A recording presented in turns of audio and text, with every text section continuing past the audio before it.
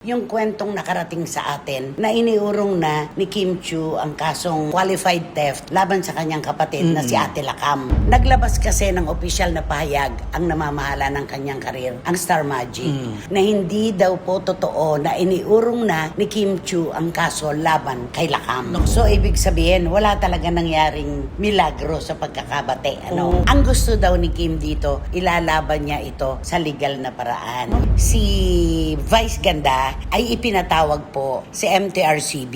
Hindi siya ang nagpunta, mga abogado ng It's Showtime. Ito po ay nag-ugat doon sa issue ng pagkakabuga niya ng tubig kay Johaira na member ng Baby Doll. Palagay po ng marami doon ay racism.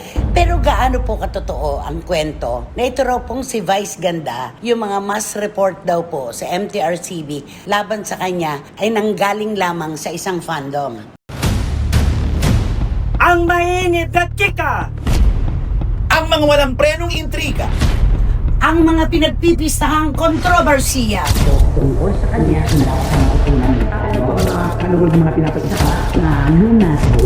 tutok na dito lang sa Showbiz Now!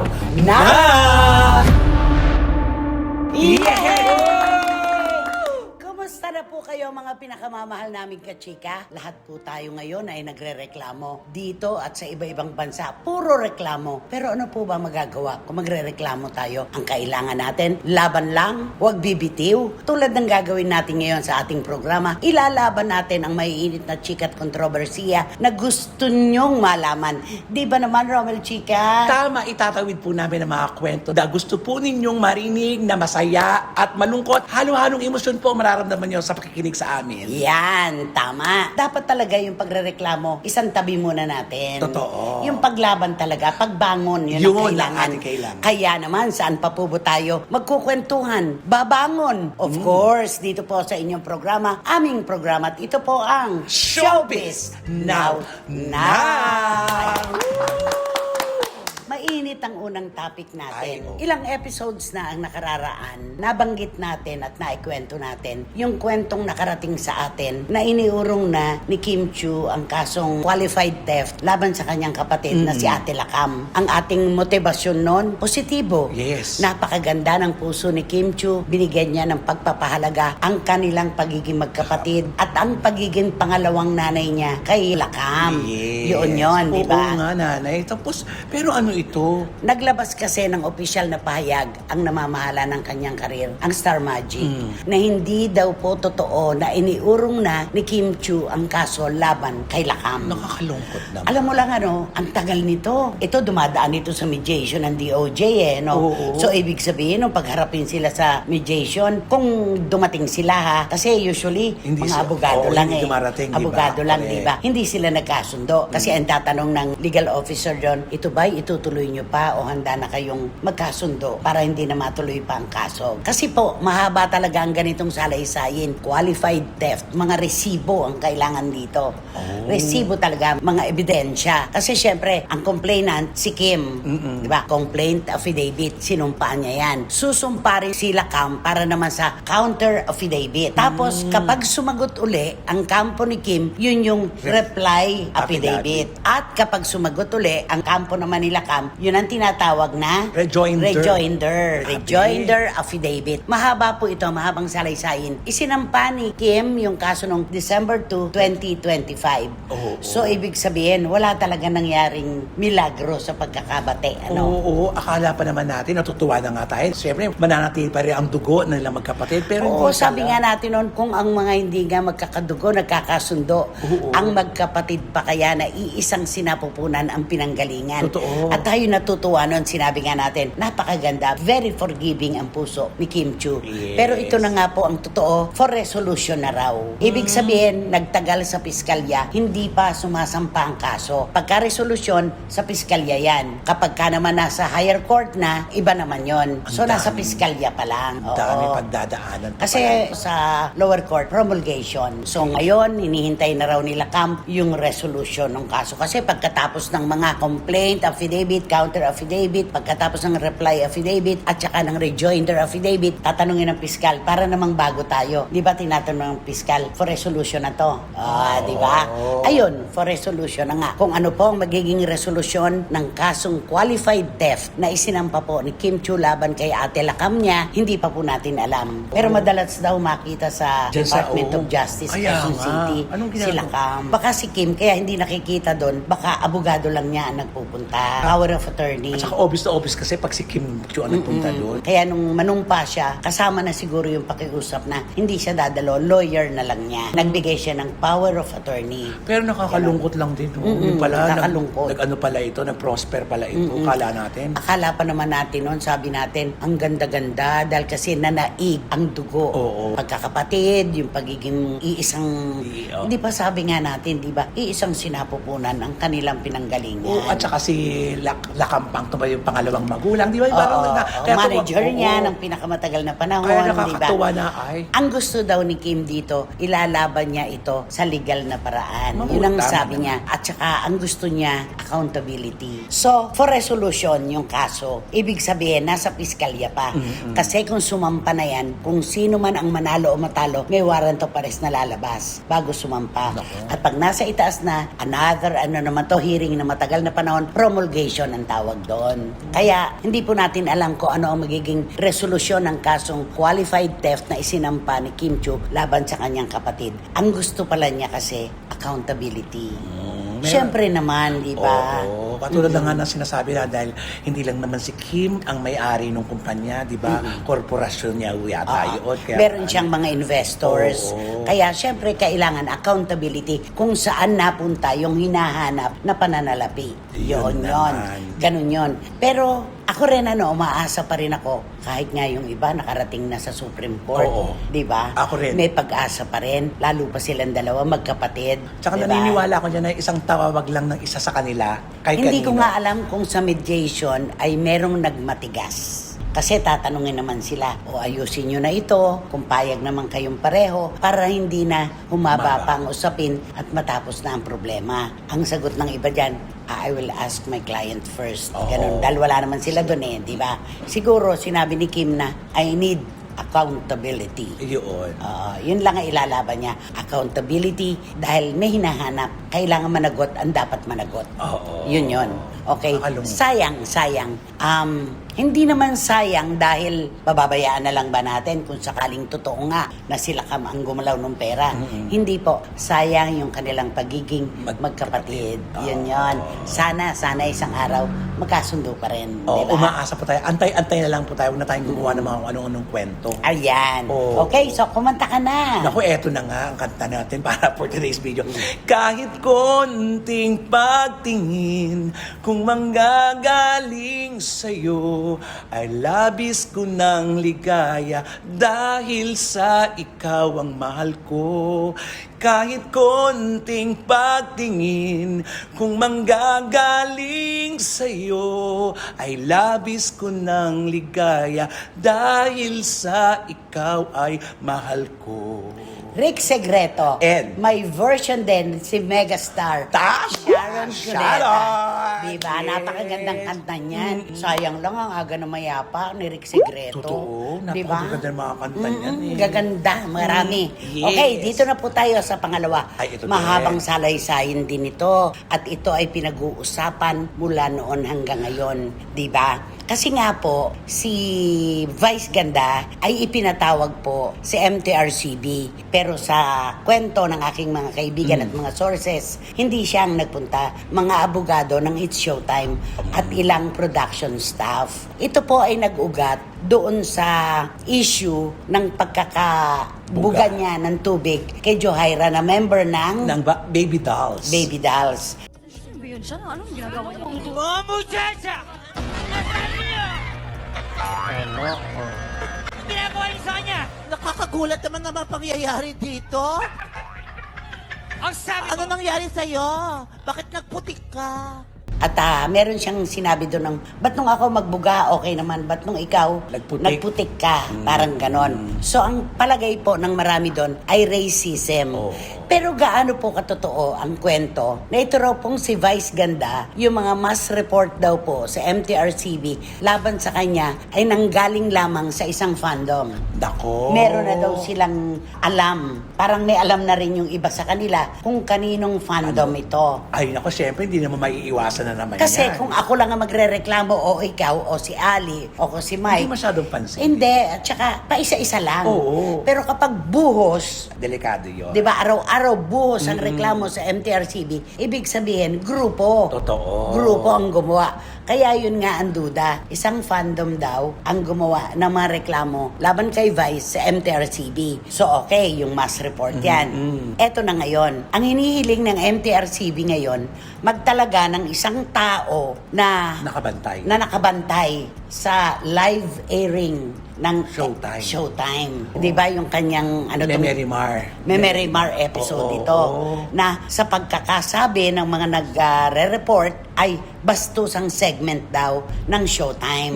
Ito yung sinasabi. Yes. Pati daw yung mga contestant na Becky, Oo, yung Q&A portion Q&A nila. portion, nilalaro at pinaglalaroan daw Totoo. ni Vice Ganda. Totoo ba yun? Totoo, maraming siguro maraming nababasa niya na ito at siguro nakakarating na sa pamunuan nila to na ginagawa na lang nilang katataway yung mga contestant. Katatawanan. Oo. Kaya nga ito, ayon sa MTRCB, kailangan talagang maingat tayo sa pagbibitiw ng mga salita on national television. Kasi ito po ay pinanunood din ng mga bata. Tama. Nanunood ang mga bata ng lunchtime. Siyempre, free sila niyan, di ba? Yes. So, ang kailangan, sabi ng MTRCB, yung public morals. Yun ang dapat nating pairalin. Yung kung ano lang ang nararapat na sabihin sa isang noontime show na pinanunood ng pangkalahatan. Tama. Yun yun. Oo, kasi lumalapis na nga daw lahat ng mga eksena rito, mga salitang napapakawalan, yung mga gestures nila na hindi dapat pangtanghalian na ginagawa nila daw. Ang sa sabi kanal. kasi, si Vice Ganda, alam naman po natin mga kachika, nagnanggaling po sa isang comedy bar. Katulad mo, nasa Yes. comedy bar ka, di ba? Opo. Pero sa pananaw po ng mas nakararami nating mga kababayan, iba po ang comedy bar joke sa on-television joke. Kasi kayo, pili lang kayo dun Oo, di ba? limitado lang Limitado nakaka- ang audience nyo. Yes. No? Correct. Walang mga bata. Walang mga bata. Oo. Dito kasi, national television, hindi mo alam kung sino ang nakatutok ng mga araw na yun, mga oras na yun. Oo. At saka, yung racism, Yun, yun isa ang pa talagang ibinutas ng todo sa kanya dahil may kulay po ang balat ni Johaira. Kapag may kulay, kahit naman sa Amerika, di ba? Oo. Hindi mo na tinatawag ngayon ng negro. Ay, oo. Ganon. Black man, black woman, bilang respeto. Dito kay Vice kasi, binugahan na niya at sinabi pa niyang, bakit nagputik ka? Di ba? Parang ganon. At saka yung eksena nila sa Memory Mar, yung lugaw na ginanon sa bibig niya na. Kay Ayon yun. Oo. Kasama. Paano ba yung sa lugaw? Yung nasa plastic, naghihingalo kunyari si Vice, tapos ginanon, di ba? Ang di mas gandang tignan. Oo, Ginagano sa oo. bibig.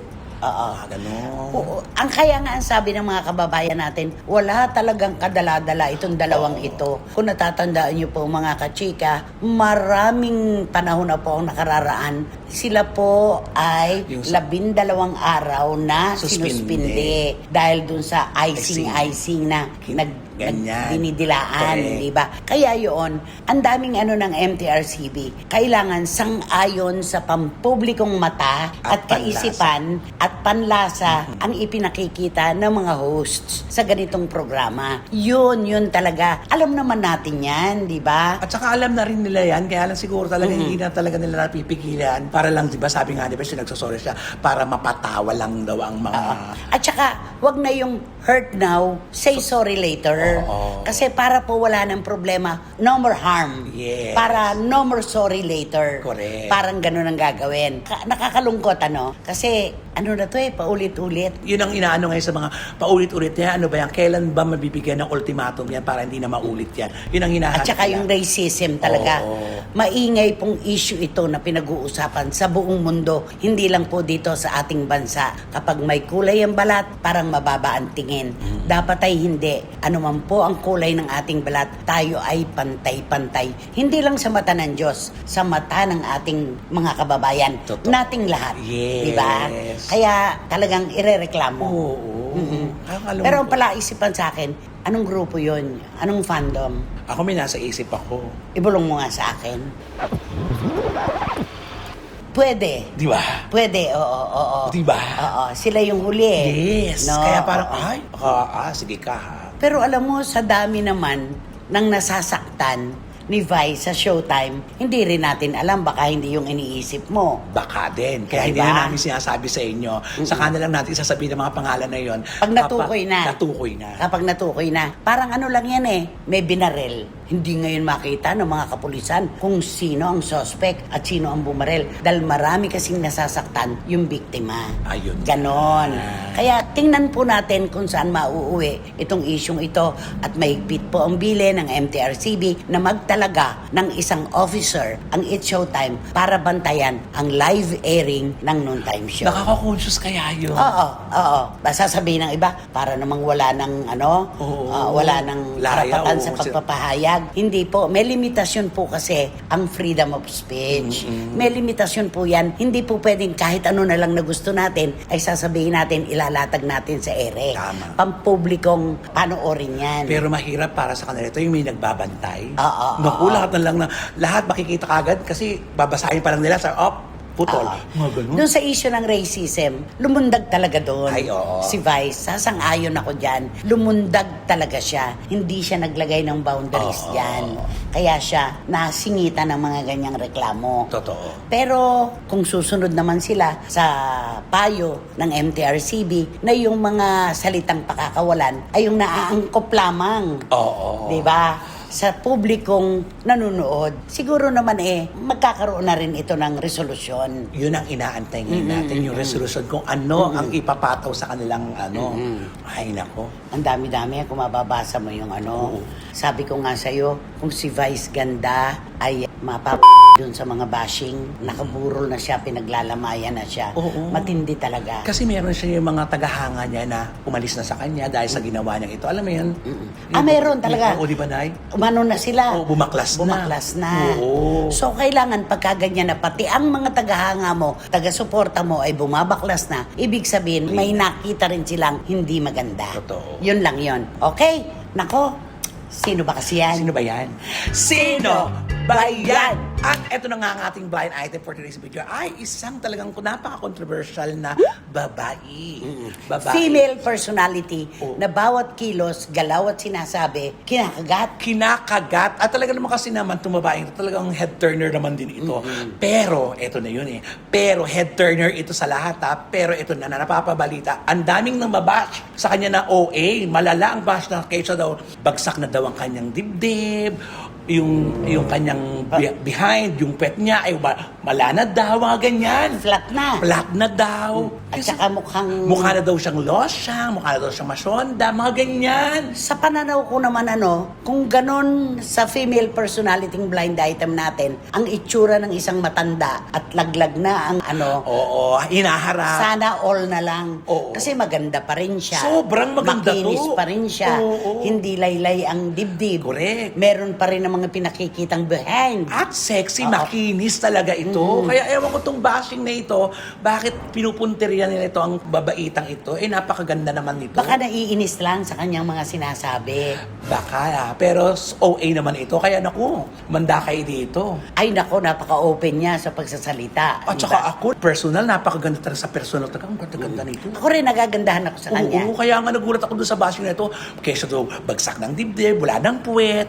Bakit? Ganun. Ang dibdib ba niya? Pinakikita ba niyang laglag na? Bagsak na? Kaya nga itong mga ito, makagawa lang ng pag-uusapan. Nakikita ko rin naman ang mga pino-flex niyang Diba? mga photos. Maganda. Ganon. At saka mga video. Maganda naman. Yes. O, tsaka yung dito sa behind Yan. niya, O, tsaka maganda pa rin. Ang ganda pa rin tumayo. Correct. Diba? Kaya At hindi siya mukhang matanda. Oo, sa totoo lang. Oo. Flawless. Oo. Diyos ko, kahit walang makeup to, diba? Bagong Maganda gising, siya. maganda ito. Meron lang sigurong mga mga naiinis sa kanya dahil sa kanya mga ginagawi. Oo. At merong naiinggit. Kaya ang dapat lang gawin, pikit. Pikit. Ito yung Ganun mga lang naiinggit. yun. Mas maraming naiinggit sa kanya Oo. actually. Kainggit-inggit naman kasi siya. Totoo. Diba?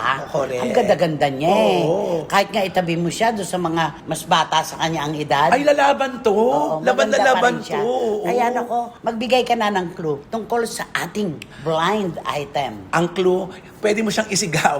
Darna! Kinulang ka lang ng isang letra. Oo, di ba? Oo. Darna! Ganon. Ay nako, ano ba masasabi ko? Eh di, magbibisaya na lang ako. Ay, ayun. Oo, kasi di ba pag pinagagalitan niya daw yung anak niya? Oo, binibisaya niya Oo. talaga. Nakatingin lang daw sa kanya. Magbisaya na lang ako. Oh, ayan Oo. ha. Daghang salamat sa pag-anhi nyo diri sa SNN. Oh, ba- ganon. galing. Di ba? Oh, yan na. Maganda siya. Sobra. At hindi siya si Ellen Esguerra. Oo. Ayan na ha. Di ba? O yun, pangalan ng Ellen Esguerra, tapos sasagaw ka ng Darna! Darna! Darna! Ganon. Ay, ganon. Nako naman, Tito Mari Garcia, Tita Norsky, kapag hindi nyo pa naman nahulaan kung sino ang aming BI, talaga na lang, payakap na lang kay Seth, baka siya magturo sa inyo kung sino ang aming blind item. Totoo. Diba? At syempre, wating-wating ng London na nagtatrabaho na mula sa kanyang pagliliwaliw. Oo. Sa Paris. back to diba? reality ka na, Oo, Wating. back to work. Kayang-kaya mo na yan, bigay na bigay na. At Miss Nags ng Belgium at itong si Bubuet, kayang-kaya nyo na yan. Ang ating mga sina Hiram Lia, sina Lulu Mali, at saka si Rona Gay Real sa Spain. Ingat Rona Gay. Sa Madrid naman ito. Siya naman kasi sa ano naman siya, di ba? Malayo. Yes. Yung wildfire. Oo. Basta mag-iingat po Mga kayo kahit Tala nasan girls, man kayo. mag-iingat kayo. At dito naman sa Pilipinas, agad-agad, magte-text na si Direk Franny Zamora. Ay, walang Si lumpay. Chucho ito. At si Dan Clavesillas, nanay si ganito ito. At si Jamie Dasha. Jamie Dasha. Si Dims Ignacio. Nabasa mo naman kanina, di ba? Oo. Ayan. Si Randy Balaguer. At si Gaison Magdadaro. Ay, walang lusot yan. Oo, sila Oo. Eddie Letada. Lahat kayo na umuhula. Juris Dr. Channel, Papa Marlon at Mama Luisa. Sobrang salamat po sa inyong suporta. At saka si Rhea Reyes ng Winnipeg, Manitoba, Canada. Ang dami na nila Sa inyong na pong nanguhula. lahat. Oo. Good luck sa Ayan. panguhula. At bago ko magtuloy-tuloy, gusto ko naman munang magpasalamat sa aking kumare at best friend na si Tita R.C. Hernandez ng Twin Princess Gems dyan po sa Shopsville, Green Hills. At ako, dito naman sa isa pa niyang store. Napakagaganda po. Elegante. Ganda. Kagaganda ng mga bato. Napaka-brilliant. Sa Marriott Hotel, Manila. Malapit na ang birthday mo. Salamat sa tiwala at pagmamahal. At mga SNNers, siguradong wala na po sa inyo ang mauupo sa row 4, nakatabi ang mabawang basurahan at walang. Electric fan. Kaya naman, mag-subscribe na po kayo, mag-like, mag-share, at pakisama na rin po yung Romel Chica Vlogs ko. At please, laging pakiusap po namin na please don't skip, huwag po kayo mag-skip, tulungan nyo po kami at magtulungan tayo. At please follow us ang Showbiz Now na official sa TikTok po namin, huwag nyo po kalilimutan. Maraming salamat Ayan. po. Wala naman po kaming maaaring itawid ni Romel, kundi ilalatag lang po namin ang aming sobra-sobrang pasasalamat sa inyong pagmamahal sa ating programa at syempre po yung oras na napakahirap ibigay sa lahat. Sa totoo lang, Oo. ang oras ang pinakamahirap ibigay dahil lahat po tayo ay nangangailangan ng oras. Pero ibinabahagi nyo pa rin po sa amin, mga SNNers dito sa Pilipinas at sa iba't ibang dako ng buong mundo. Maraming salamat sa inyong suporta at pagmamahal. Syempre, bashers, pasok! Diba? Uy, Oo. sabi ni Luis Manzano, the more bashers, mas lalaki ang kita. yes. Dahil lalawak ang engagement. Totoo. Ayan, pasok na mga bashers. Ayan, hanggang sa susunod na sultada po ng inyong programa, aming programa. At ito po ang Showbiz Now Na! Yan, maraming salamat po. Kahit konting pagtingin, kung manggagaling sa'yo, ay labis ko ng ligaya dahil sa ikaw ang mahal ko. Konting ginhawa. Sino po mag-aakala? Tumawid po kami ni Romel sa inyo. Ito po ay PWD episode ng SNN.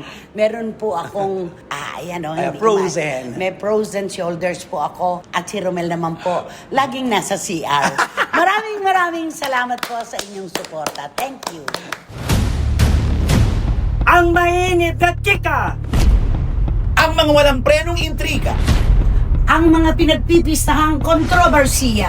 Tungkol sa kanya na mga pinapagsaka na lunas. Tutok na! Dito lang sa Showbiz Now!